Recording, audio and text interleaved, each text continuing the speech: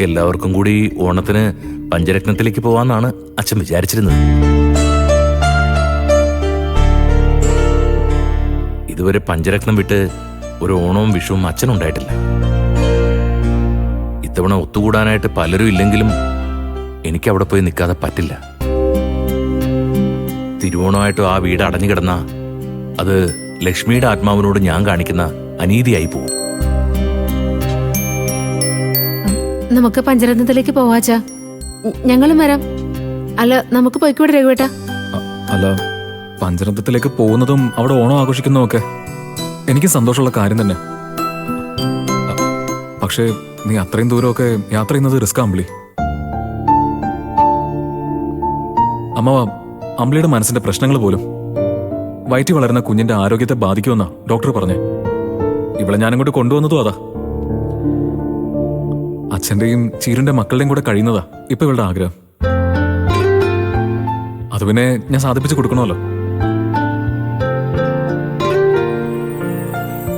അങ്ങനെയാണെങ്കിൽ തിരുവോണത്തിന് ശീലുവിന്റെ മക്കളെയും കൊണ്ട് ഞാൻ പഞ്ചരത്നത്തിലേക്ക് പോയിക്കോളാം. നിങ്ങളിവിടെ ആഘോഷിച്ചോളൂ. ദാസിനോട് ഞാൻ വിളിച്ചു പറയാം.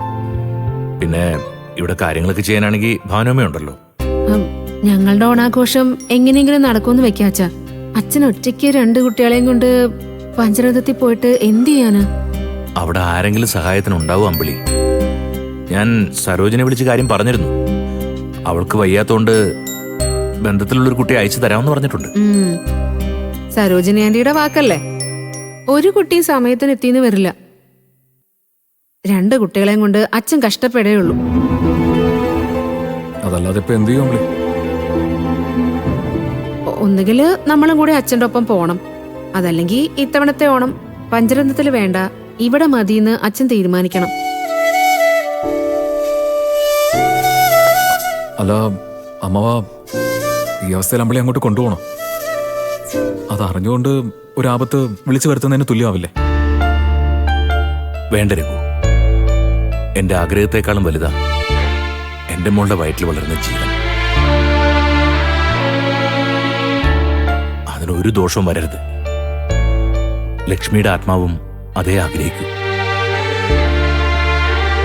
എന്തായാലും അമ്പിളി, ഇത്തവണത്തെ ഓണം നമ്മൾ ഇവിടെ ആഘോഷിക്കുന്നു.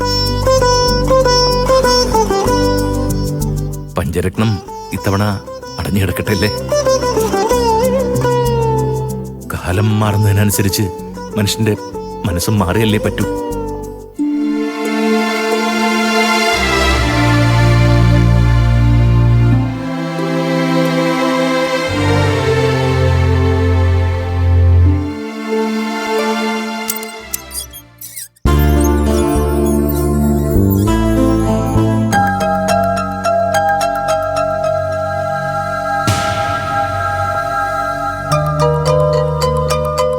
എല്ലാവരും കൂടി എന്തിനാണാവോ ഇങ്ങോട്ട് എഴുന്നള്ളിയത്?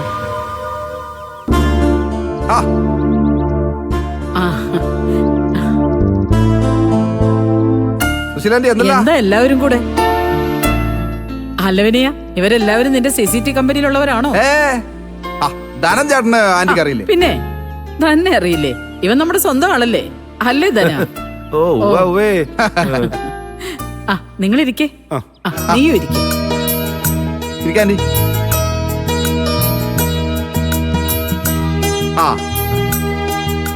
ഞാനൊരു അഭിപ്രായം പറഞ്ഞപ്പോ ചേച്ചി എന്നെ ചാടിക്കടിക്കാൻ വന്നതല്ലേ? എന്നിട്ടിപ്പോ ഇവിടെ നടന്നത് എന്താ?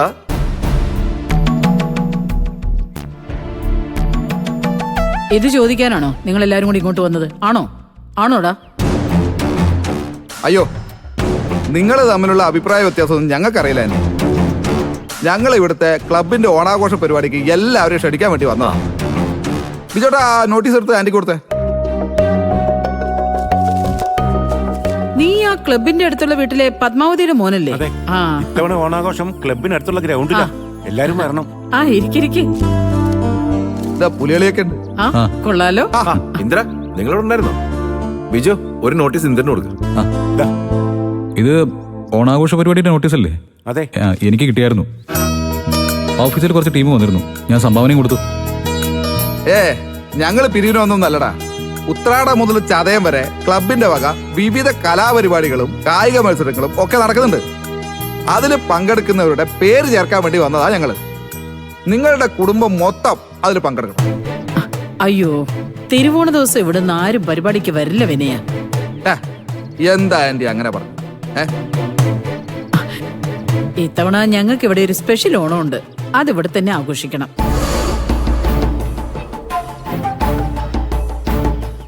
അതെന്താണെന്ന് എനിക്ക് മനസ്സിലായി. ചേട്ടനെ ഓണത്തിന് ഇത്തവണ ഇവിടെ ഉണ്ടാവും വിനയ. ഓ, ഓണം കഴിഞ്ഞ് ചേച്ചി ചേട്ടനെ ഇവിടുന്ന് പറഞ്ഞു വിടും. ആ ഇത്